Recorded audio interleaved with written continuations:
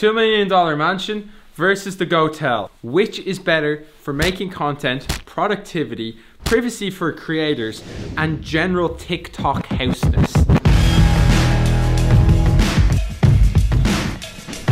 I thought the first house looked like James Franco's house. I was very impressed. I was like, what the fuck? The first house, I was absolutely gobsmacked. Like it was a huge open plan house with a garden. The kitchen was fab. So my first impression of the first house was that it was very open plan. There's so much area to collaborate. It really fit the stereotype of what we thought a TikTok house would be. But with that came some downsides.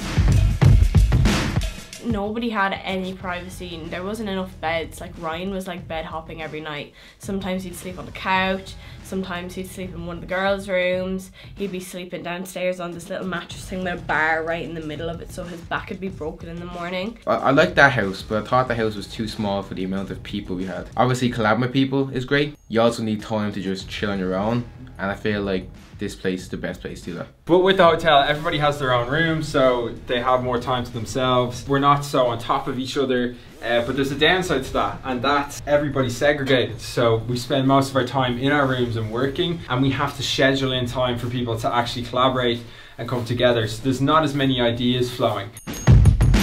What do you think of your productivity in this house and in terms of the workspaces and stuff? I've never been more productive in my life. Do you prefer to work in your room or in like a main area like that? Doesn't make a difference to me, I think. In the previous house we had loads of nice areas to take pictures, which basically made the house its own set. In the hotel, we've sort of ran out of places to take pictures, so generally people go on trips to areas around here where you can actually take Instagram photos. So I think that's sort of one downside to the hotel. We're dealing with pretty similar costs comparing the previous house to this house. Obviously, we got a bit of a deal with COVID to do with the hotel. It would have been a lot more expensive, obviously, if we had to rent everything for full whack. But generally speaking, I'd put costs at about the same for both places. To conclude on all the categories, having put in all the opinions together, which house is better for productivity? I would say this house, mainly because everybody has their own space as well as the communal space. Which was better for making content? The other house. More stuff going on, more energy, privacy.